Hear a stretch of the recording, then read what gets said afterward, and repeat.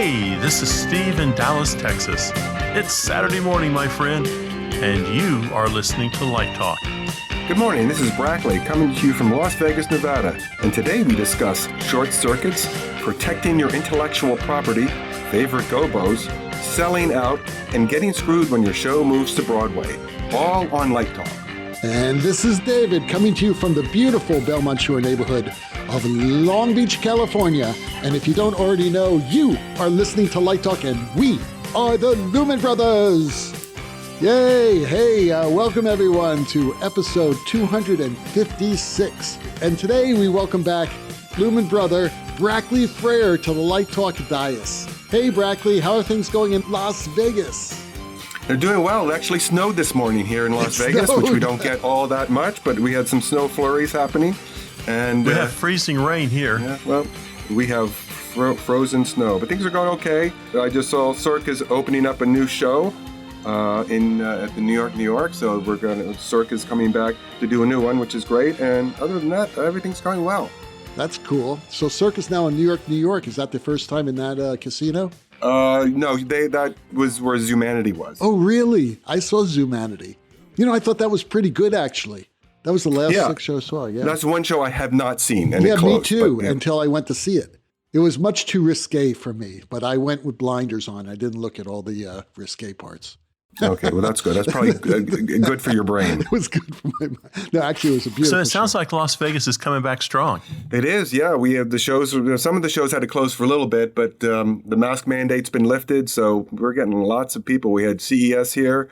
We had the Magic Show came, so we have a lot of different things happening. That means at LDI this year, David and I can stay at your house. Yeah. You're going to get the double wide in the backyard for us. Get the fire pit going. All you guys can come. I like the double wide. Okay, well, hey, we have a very special announcement about our 5th anniversary show coming in just 4 weeks. Do you believe that? 4 weeks will be 5 years old. Wow. Is that when we all sign up for Social Security? Is that our special announcement? Yes. Aren't we all on Social Security yet? Not me. Not me. Brackley, really? Oh, my God. Not me. Not me. Man. All right. Man, you should take it right now. You do the math. That extra $400, you're going to die in 10 years anyhow. Go ahead and stack that money now in your brokerage account. You know, the Russians are coming. That's all I have to say. Anyway, we have a very special announcement for our 5th anniversary show. As usual, for our anniversary shows, we always have a very special guest. And this year, we are happy to announce that Tony Award winner Natasha Katz will be joining us to celebrate 260 insane episodes of Light Talk. Now, that is pretty damn awesome. Hey, what do you guys think about that? Is that crazy or what? I think that's great. Yeah. She's wonderful. Yeah, I know. We are so excited to have her on the show. She's never been on the show. So Ellen worked her magic. We got Natasha. Probably won't come back after she does this episode. They never do. Does she know who we are? No. She specifically asked if you would be one of the guest hosts. That's true. She says, I got a thing or two to say to Brackley. Brackley, did you know her? No. All right, good. All right. Well, anyway, we're all pretty excited by that. So tune in. That's in 4 episodes. Wow, I can't believe we're going to be 5 years old. Going on 6 years. Who would have thought it? Anyway, for those who have not heard our interview with lighting designer Dennis Size, check out episode 255, and he will be back because we have to do part 2 of that episode. That was one rockin' episode. I listened to that earlier today, and it was a really wonderful episode. I mean, he is such a great guy. It's hard to get him to talk, though. It's hard to pull anything out of him. Yes, we're thinking about bringing him back quarterly now just to finish that train of thought. That's true. We should just give him a whole show. Wouldn't that be great? He was great. Just give him the whole show. Great. Yeah, he was great. And he's very funny. He's got thousands of stories, and he's done thousands of shows. So it's really, really cool. And what a wonderful man with great experience. And he's a great humanitarian, too. You know, he takes care of students. It's all great. It's all great. So, and the Super Bowl is great. So good for Dennis, right? And also good for Tribe. I thought the halftime show actually was, for trying to do it in the daylight, they did a pretty damn good job. Yeah. So the Olympics are over. How do you like that? And we're going to talk about the Olympic closing ceremonies next week. The Paralympics have just started, so they're still going. That's interesting. They're up and going. But why aren't they televising them? They might be on some small. Yes, I think you can find them. Yeah, but NBC's not doing it. Or maybe Peacock is doing it. They're the subsidiary. I bet it's going to be Peacock. It's streaming. I'm sure they'll stream it. So anyway, let's get started with the show. Steve has our first question. Yes, and it comes from Ronnie in Tennessee. And Ronnie writes, why is it called a short circuit? Why not a long circuit or a bad circuit or a confused circuit? Or Janky circuit. Ron, I like Janky too. Circuit. Janky is the word of the day, by the way. Well, Ronnie, I will tell you the same thing I told my daughter long ago. Never stick a knife into a plugged-in toaster, Or a fork into the outlet. Or your tongue into the outlet. These all work. These are all good examples. A short circuit is a connection between two parts of an electrical circuit that you don't want to be there. So when you build an electrical circuit, you try to make the current go through certain paths and perform certain functions. So back to my image of the toaster. When you introduce a knife to the heating element, it provides the current with a shortcut, thus short circuit. It's a new path. It's easier for that electricity to move through this new path, to take a shortcut, and that's just not a good idea. It's not a good idea. What happens, I guess, exactly is your toaster immediately stops working. And then the current has not gone where it's supposed to go. And once that fork goes in there, it just goes downhill fast. It gets really janky. It gets worse very, very quickly because the metal object causing the short in the circuit is more conductive. So a lot of current can flow through there. Within milliseconds, dare I say? Milliseconds. The current can become thousands of times larger than normal. And then we have the proverbial boom in the kitchen. Right. So, you're in Tennessee. You get bad weather up there. Go out in your yard. It's been raining really heavily. The wind's blowing. And you look up there and you see a wet tree branch across two power lines. There you go, a short circuit. Don't go near it. Something bad is about to happen. It's a perfect low resistance path for electricity to flow through, and that means your body makes a good conductor. Which is why. Yes, it does. Yes, because and why is that? And why is that? Why does your body? We're mostly ugly water bags. Ugly water bags. That's right. Majority of water. Right. And the taller you are, the worse you are. And here's the problem. This is why you never go golfing when it's thunderstorms. Most lightning strikes happen in Florida and usually happen on a golf course and usually kill people out there playing golf, which is crazy. I hadn't thought about this, but when I was younger, I was a human short circuit. So I grew up on the farm, and our fences were electrified to keep cattle in. Right. And particularly, it doesn't take much to deter a cow from walking through a fence. And we were never big barbed wire people. So I have an electric fence. I have a battery up in the barn, and it's sending out a volt or two of electricity every 3 or 4 seconds. And there was nothing I enjoyed more when I was about 10 years old, was just grabbing onto that fence and grabbing onto my mother's hand. Oh, poor mom. Poor mom, I'm telling you. And then I started experimenting. You were evil.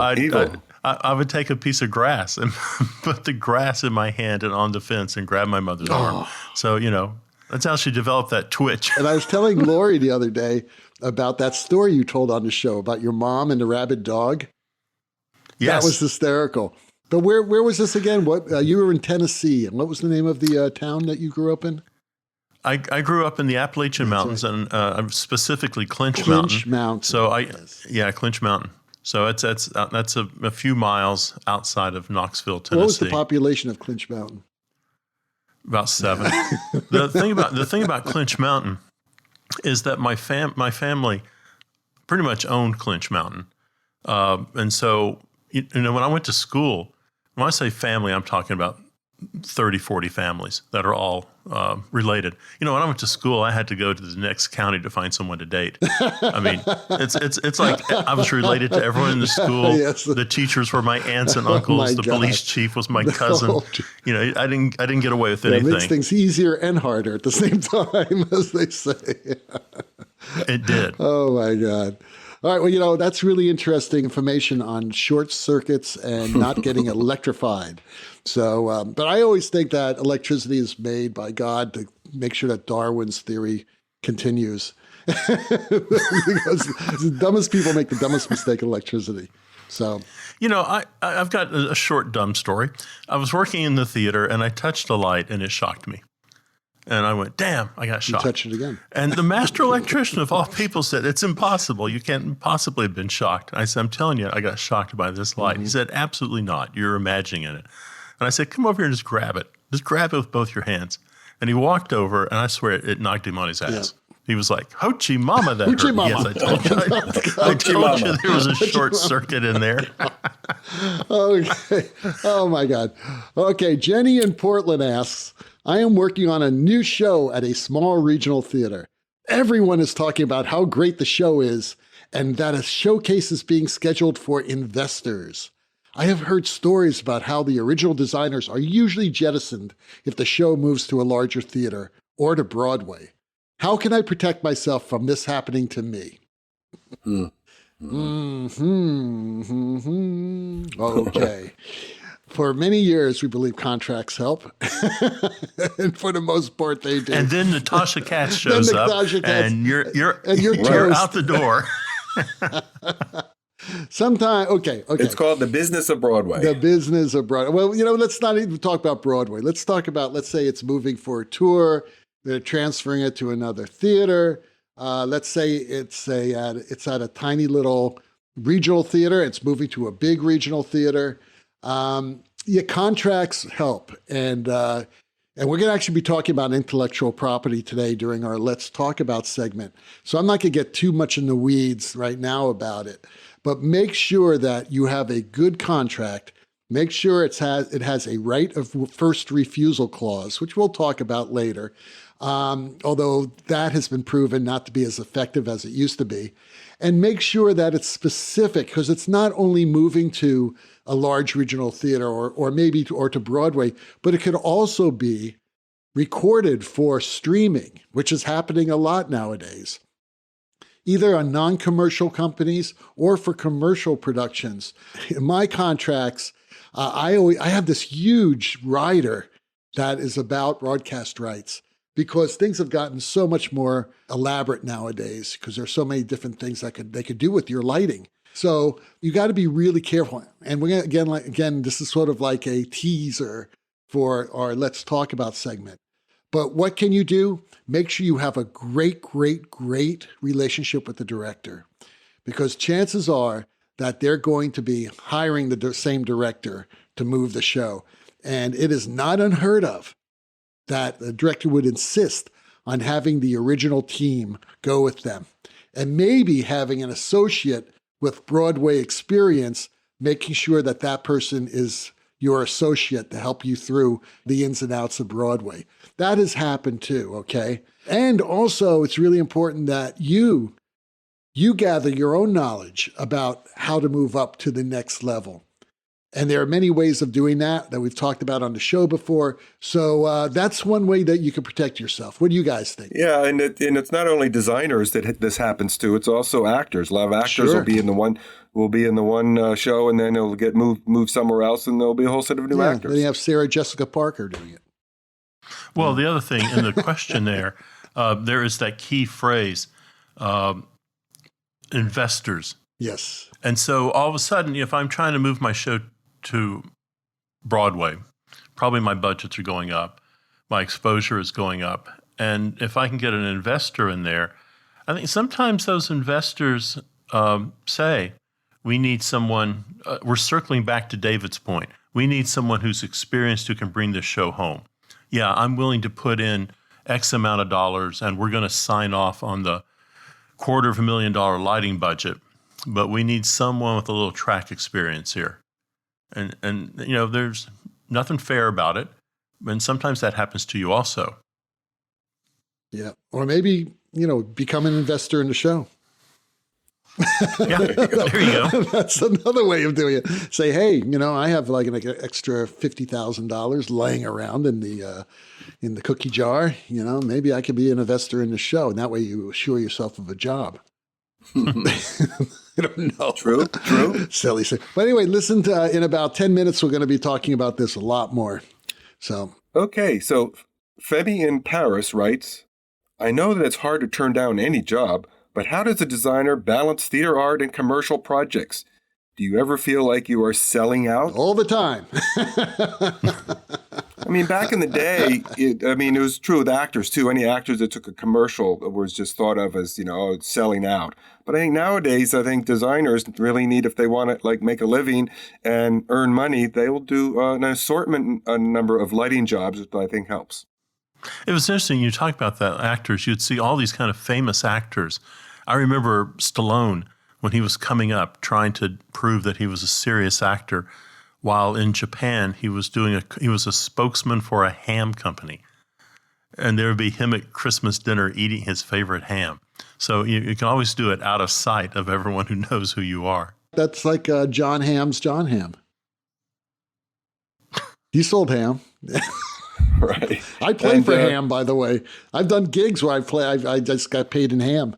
I'm not kidding you. It's serious. Well, I have a question. Spam or ham? Ham, not spam. Even a guy who plays for ham has certain, scruples. Yes, there's something I won't go under, and that's ham. Ham is the lowest denominator. I have a question here that you guys might want to ponder here for a second. It's how Femi phrases this question, and he suggests that theater art is better than commercial projects. I have done commercial projects that I'm quite proud of. Absolutely. Exactly. Mm-hmm. I mean, that's the word commercial projects. I don't know what that really means. I mean, Broadway's a commercial project, right? Oh, definitely a commercial project, yeah. And if Fashion Week is a commercial project, but those shows can be stunning. Sure. And it doesn't matter. This is what we do, You learn something no matter what you do. And never poo-poo a show. Never.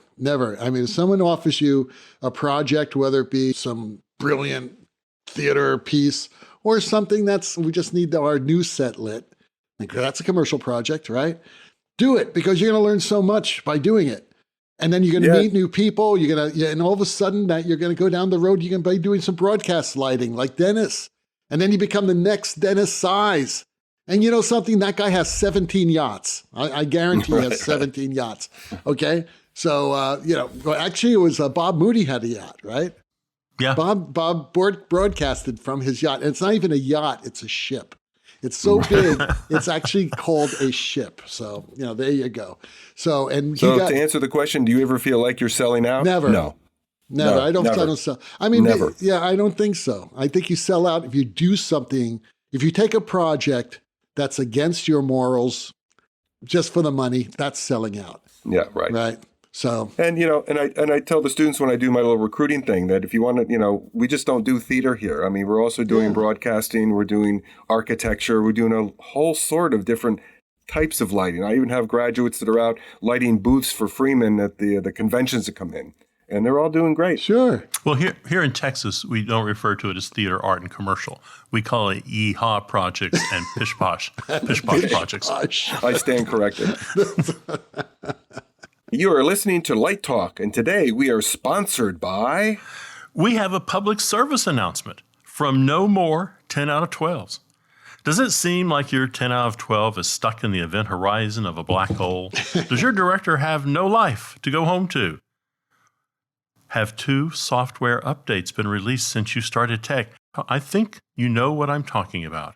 Remember that director who wanted to compare a 30-count fade to a 60-count fade a half a dozen times only to say make it a snap? Or how about that fellow who enjoyed restaging after every light cue was recorded? Or my favorite director who said don't change a thing only to say, this cue's a little gloomy after staring at it for 2 hours. Remember Nancy Reagan and her war on drugs? That's right. Just say no. Let's practice, kittens. It's not as hard as you think. For example, the director says, could I see that in a... And you immediately cut him off and go, no. See how easy that was? Let's give it a try. What if the light cue... No. See how easy that was? Do you think we could... No. See? Once again, it is so easy. Just say no. it works. This has been a public service announcement from no more 10 out of 12s. Yep, it works. It'll take you right out that stage door onto the unemployment line again. To the Pish-Posh projects. To Pish-Posh. You're Pish-Poshing it. No.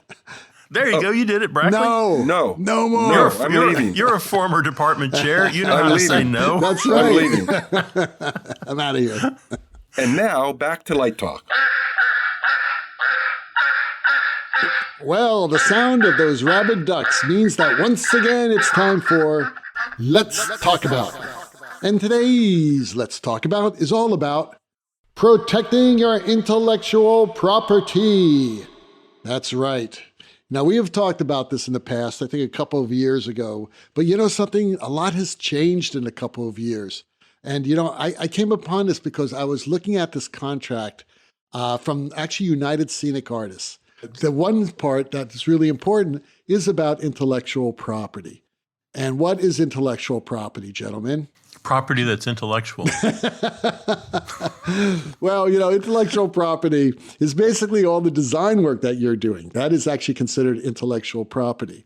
And that could be art that you actually create on stage, obviously. And of course, all your preliminary work and technical drawings, all that is also your intellectual property. Let me read you how United Scenic Artists regards the protection of designers' intellectual property in their contracts. All rights in and to the design as conceived by the designer in the course of the rendition of their services hereunder shall be, upon its creation, and will remain the sole and exclusive property of the designer. It being understood, however, that the employer and its licensees shall have a perpetual or an irrevocable license to use the designs in any stage production or electronic reproduction of the play as per terms of this agreement. Any additional use or license of the design by the employer shall be subject to further agreement between the employer and the designer. Now, that is a very clear clause that basically says that you own all rights to the design. And if the employer or producer, or whoever's hiring you, a theater company, wants to use those designs again, they have to negotiate with you. They have to get your permission and negotiate with you for the reuse of those designs. And that is pretty damn clear. As a lighting designer, there are several clauses that you need in your contracts that will help protect you and protect your intellectual property. Just because you go out and you light a show, it doesn't mean that once you leave town, they can do whatever they want with it. In your contract, especially a union contract, it quite specifically says that people can't change that lighting without your permission. If they come in, they restage an entire number, they may have to bring you in to actually go in and relight it because it's art. This is your art. And you have to make sure that it fits in with the rest of the show. And I'm sure the director wants that and everyone else wants that. And usually most companies realize, yes, we're going to have to bring David in to relight this production number. No big deal. But, you know, things change because usually, you know, when you do a show, they say, okay, you're doing a show for the Duluth Opera Company. And you say, okay, great. I'm going to charge you $5,000 to do it. They pay you $5,000. You do the show, you leave town. Well, most of the time that show is going to run its 10 or 12 performances. And then it's going to close and you'll never see that show again. But sometimes, 3 or 4 years later, Mobile Opera Company will call Duluth and say, hey, we hear that you have a set and a production of Tosca, and it's going to fit on our stage, and we would like to use it and bring back the original director and all that. Now, if you're the original set designer, if they use that set, you should, if it's in your contract, get a royalty fee for that. But it's the same thing with lighting. If they're going to be using your light plot and your light cues, you better get a damn royalty for it. And that's your intellectual property. So that is really, really what it's all about. And protecting it is really important. Now, how do you protect your intellectual property? And this is what we started to talk about earlier. It usually starts, A, with a really good relationship with a director, and also B, really important, that you have an ironclad contract. So where can you get an example of an ironclad contract where you can hire an attorney, someone in the entertainment business who knows how to write a contract like that? Or most of us can't afford attorneys. So what do we use? We use the United Scenic Artists Contract. Now, the best thing to do is to be in the union, be a union member, and have a contract, use one of the USA contracts and go through USA because they will help you enforce that contract if something should happen. Everyone has access to these contracts. You can go onto the United Scenic Artists 829 website and go to contracts, and you can actually see the contracts. And there are many different ones. There are Broadway contracts, there's regional theater, there's LORT, there's all that. And you can actually look at all the clauses. And in those clauses are going to be clauses about intellectual property. Well, I think the problem you face as a set designer are some of the smaller theaters feel that once they build that set, it belongs to them. And that's always, I mean, the contract is your only recourse. But I have heard that a lot. Well, we own it. We own this now.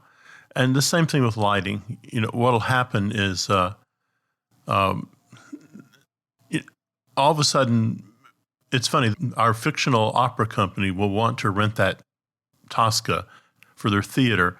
But one of the things that made it work so well are the costumes and the lighting. They don't want that. So they just kind of throw their people at it. The rental industry is just, I don't know. It's not a happy place, I don't think, when you see these kind of really tired, worn out sets, and we couldn't quite fit the third act into it, so we're only using act 1, 2, and 4. You know, I still, you know, my stuff, my dance stuff, I get 50% of my original salary when a piece opens up. So, you know, I mean, that's a nice little chunk of money that comes in every now and then. So I think intellectual property is really important. You know, not to go too far down the rabbit hole, we're watching this play out in real time right now with the Olympics, right? The ice skaters who used House of the Rising Sun and didn't get permission to do it and didn't pay royalties on it and didn't credit the composers of this new orchestration of House of Rising Sun. It's funny, you know, people feel they just own your work as a freelance artist and they can do anything they want to with it.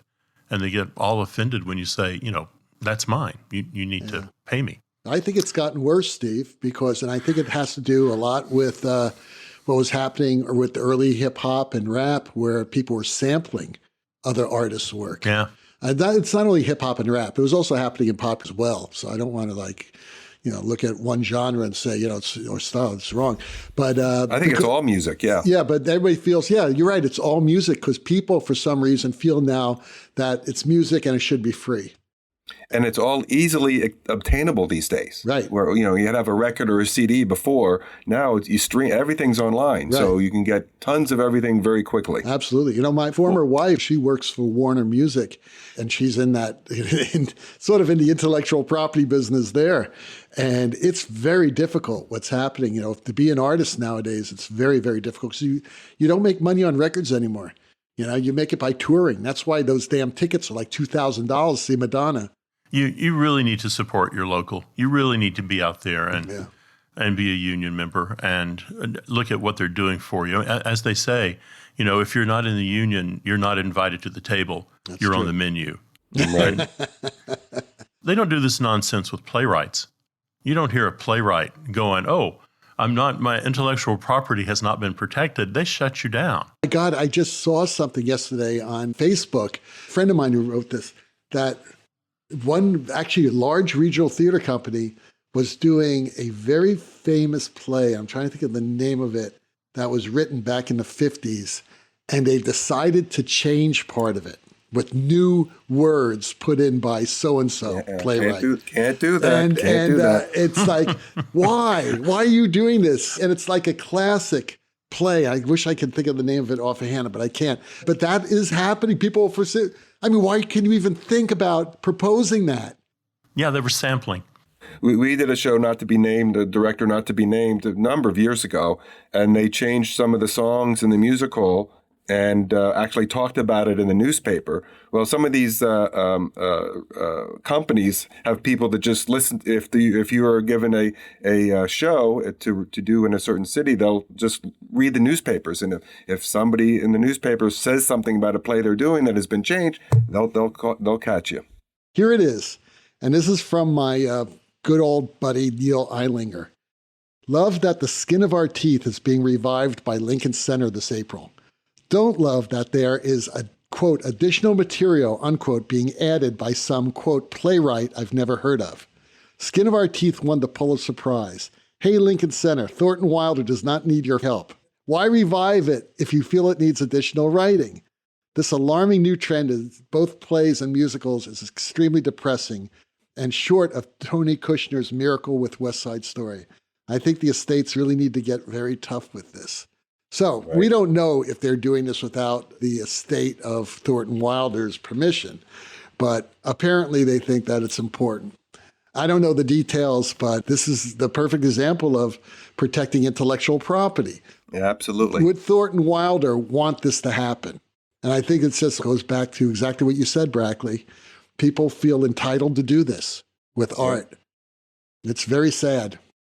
Years ago when Merce Cunningham died, part of his estate was, I want all my work archived and never done anymore. I don't want someone looking at my work and saying, well, I think I'll change the costumes from gray to blue.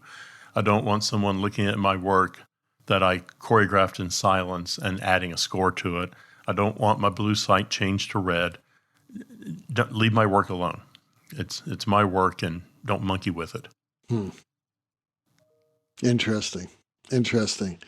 So protect your art and be proud of your art, and don't let anyone screw with it, because it is yours. That's the only thing you have. And it's being theater, usually most people, when you do shows, the show is going to run a few weeks and then you'll never see it again. But in many cases, that show may be running for years and years and years, and you want your work to be protected. And especially in opera and dance. Especially in opera and dance. Christmas Carol, Nutcracker, Swan Lake, Handel's Messiah. There are things that you can do that easily could be running for decades. Yeah. Absolutely. So Steve has our last question. Yes, it comes from Morgan in West Virginia. And Morgan writes, what is your favorite gobo? Mine is the radiator grill pattern. Oh, no. I never get tired of going to the hardware store to buy it and cut out my own gobos. Oh. Whoa, Morgan, slow down. I have to tell you, though, I'm going to fess up. If I've got to pick a favorite gobo, my favorite gobo is Roscoe Open Breakup 77737. Give me a little open breakup every now and then when I'm in trouble, and I'll gobo my way out of it. What about you guys? Do you have a gobo that you want to be buried with? Buried with? Yeah. You have a gobo tattooed on your arm there, Brackley? No. But I've used realistic leaves a lot of times and fuzz it out for the breakup. That was my go-to for a while. Yeah, I used to have a koala gobo because I did Quality Light. Quality Light. That's really funny. I used to use construction breakup a lot, A, B, C, and D. I kind of like that because it's like a random type of breakup that you can fuzz out and texture the floor with. I rarely use gobos anymore unless I'm texturing the floor. Right. If I'm painting the floor, I usually have backlight system and gobos that are sort of fuzzed out in a way that changes the texture, gives a little dynamics to the backs of the actors as they're going across the stage. But it really is about painting the floor. Because the last thing in the world you want to see on the floor of the set is like this half circle, with a semi-hard edge on the corner. There's no way you can make that look good. For our listeners at home, as David speaks, he's waving his hands around in the air, creating texture and ripples on the floor. Everywhere. Yes, textures are going everywhere. But no, seriously, the construction thing is, it really works well. But I must tell you, in my career, as it has traveled through the eons, I've been using fewer and fewer and fewer gobos. And now I'm just using them, like I said, for floor texture. That's about it. Now, are you taking the gobos to your grave? Yes. Matter of fact, I have a drawer filled with them. So, but I will put him out as swag. If there's someone who wants like a signed gobo. Maybe we should have a Light Talk gobo. Oh, wait. Remember that gobo of like the sandbags on the pin rail? Mm-hmm. Remember that gobo? Yeah, Yep. that was a good one too. Sometimes I bump into a director who has been gobo abused. And like after we've had a cup of coffee and talked about the show and he feels like he knows me, he'll look at me and go, "No, you're not using any gobos, are you?" Yeah, that's Paul Curran was like that, because when I first started working with Paul back in 2004 or something like that, and I started having, actually he saw a show of mine that when I had a director who it was this horrible set and it was some terrible opera and it was all 2-dimensional trees and shit like that. And the only way you can light that stuff is not light it, is to keep light off of it and let just bounce light, illuminate it. And this director insisted that I put leaf gobos on these horrible 2-dimensionally painted trees. And it looked just like high school. It was awful. And Paul Curran came to see the show, this first show he ever saw of mine. And he thought I was the worst lighting designer in the world because he saw this horrible show. But he understood that the director wanted it. And he said, "You see how you lit that show? That's not how I like my shows lit." I said, "Thank God." Then he has taken me out of the gobo world. You're describing what we in Texas call a Yee-haw show. That is a Yee-haw show. That was a Yee-haw or show. Amateur Night in Dixie. It was an amateur Dixie. I haven't heard that in a long time. Okay, well, the rocking sounds of the Luminoids tells us that once again you spent another morning listening to Light Talk. You can hear our show on Spotify, iTunes, Google, YouTube, livedesignonline.com, Amazon Prime Music, and just about every other podcast site out there. Check out our website on lighttalk.org for future guests, and be sure to follow us on Facebook and subscribe to our podcast. That way you will not miss a second of Light Talk Insanity. No guarantee is offered regarding the accuracy of any statements or opinions made on this podcast. However, if you do decide to litigate, the law firm of Flecht, Flocht, Flair, and Glare and their paralegal snoot will defend us until our retirement funds are depleted. Light Talk is written and produced by the Lumen Brothers, coming to you from Las Vegas, Long Beach, and the Republic of Texas. And be sure to join us next week when we chat about more useless things and explore the crazy insanity shenanigans in our industry. Light Talk, broadcasting questionable Lumen knowledge and humor around the world. So we'll see you all next Saturday morning. Bye-bye from Light Talk. Bye-bye, everybody.